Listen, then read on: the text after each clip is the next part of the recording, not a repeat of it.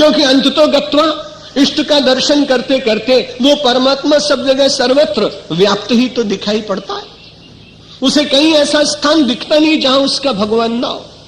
और यदि ऐसा होता तो द्वैत में जीने वाली, अपने परमाराध्य श्री कृष्ण की लीलाओं का आनंद लेने वाली उन गोपांगनाओं को उत्तर देना था कि हम केवल श्याम में ही श्याम का दर्शन करते। लेकिन ऐसा उत्तर उन्होंने नहीं दिया। जब उनसे पूछा गया कि तुम्हें श्याम कहां दिखाई पड़ते हैं, तो उन्होंने कहा जित देखो तित श्याममय, जहां भी देखती हूं वहां श्याम ही दिखाई पड़ते हैं। अरे एक तो वृंदांगना अपने श्याम का दर्शन करने में विह्वल होकर अपना श्रृंगार करने लगती है।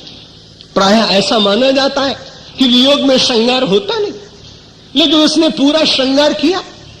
श्रृंगार करने के बाद सखियों ने पूछा, अरे तूने तो आज बड़े श्रृंगार किया, दिन में तो बड़ी विह्वल थी, श्याम सुंदर का स्मरण करके पगला रही थी।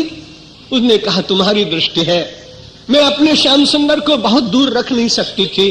देव में शीश बसायो स्नेह सो, ओ भाल मृगम मद बिंदु कह राख्यो, कंचुक में चुपरो कर चोवा, लगाय लियो उर्को अभिलाख्यो, लय मखतूल गहे गहने, रसमूर्तिवंत सिंगार के चाख्यो। अरे सांवरे लाल को सांवरो रूप में नैनन को कजरा करी राख्यो। उसने कहा अरे मैंने श्याम को इतने निकट बिठाया और इतना बिठाया कि देव में शीश बसायो स्नेह सो। बाजार गई, ढूंढती रही, लाल तेल नहीं चाहिए, पीला तेल नहीं चाहिए, जिस तेल का वर्ण श्याम हो। बहुत खोज करने के बाद वो श्याम वर्ण का मैं स्नेह ले आई। देव में शीश बसायो स्नेह सो, बड़े स्नेह से मैंने अपने श्याम सुंदर को शीश में अपने केशों में बसाया। देव में शीश बसायो स्नेह सो, और भाल मृगम्मद बिंदु कह राख्यो।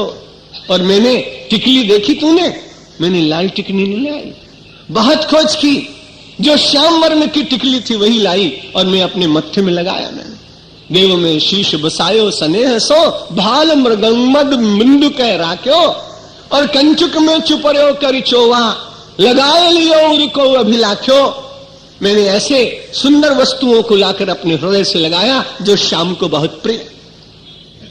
लय मखतूल गहे गहने, श्याम वर्ण का मखतूल लाई, गहने गहे, श्रृंगार किया, लेकिन बार बार यही सोचती रही कि श्याम सुंदर तुम प्रसन्न होना। लय मखतूल गहे गहने, रसमूर्तिवंत सिंगार को चाख्यो। अभी दूर दिख रहे थे श्याम, इसलिए मैं अपनी कजरौटी उठा लाई, उसमें से मैंने अपने आंख में काजल किया। तुमको काजल दिखाई पड़ रहा है, आज मैं बड़ी प्रसन्न हूं। श्याम सुंदर मेरी आंख की बिल्कुल निकट आ गए हैं, अब तो केवल उन्हें बंद करके सदा के लिए बसाने की ही तैयारी कर रहे हूं। इष्ट देव को मानने वाला वह भक्त जो सगुण साकार में जीता है, वो सारे संसार में अपने भगवान को ही देखता है। वेदांती की अंतर अनुभूति और सगुण साकारवादी की सुखद भगवान के दर्शन की अनुभूति, ये दोनों अनुभूतियां एक ही होती। लेकिन उसे प्राप्त करने के लिए मेरे बंधु और भगिनियों, प्रयत्न करना पड़ेगा, जीवन की साधना में चलने का यत्न करना पड़ेगा। और वो साधना प्रारंभ करने के लिए कल आसन की बात कही थी पंडित जी ने, और आज उन्होंने आहार की बात कही। और आहार में युक्ताहार विहारस्य, यदि आपने युक्त आहार किया तो आप निश्चित मानिए कि आपकी शयन और आपके निद्रा के ऊपर भी आपका नियंत्रण होगा। सात्विक भोजन, समय पर भोजन, उसके बाद आपके भीतर आलस्य नहीं आएगा।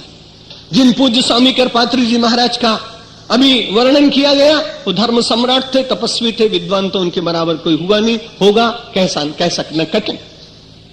लेकिन उनके भीतर जो इतनी शक्ति आई कि उनका एक वचन निकलता तो सारे देश के सनातन धर्मी उस बात को स्वीकार करने के लिए तैयार हो जाते।